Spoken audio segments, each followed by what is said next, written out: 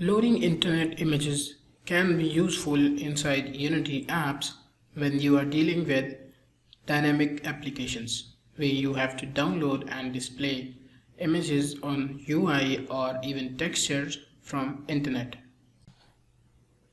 Let's go to our main camera and go to Add Component. Here we are going to type download image and hit enter. Double click to open it up in Visual Studio.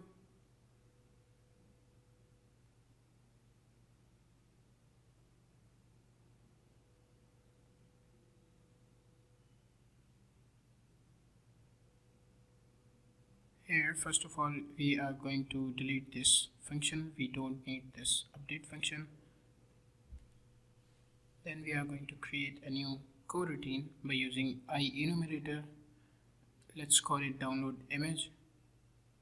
Inside we are going to have a string URL and I am going to use a dummy URL for now. Then we are going to have a using block and inside we are going to use www equals to new www request. Here we are going to give URL. Inside we are going to put yield return www. Next we have www.texture available to us if our URL was an image. Unity manages that automatically for us. Next we are going to have a renderer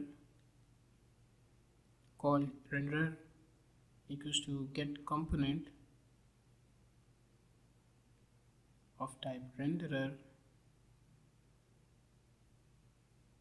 We need it to have a capital R, and down over here we are going to make it renderer.material.main texture equals to www.texture.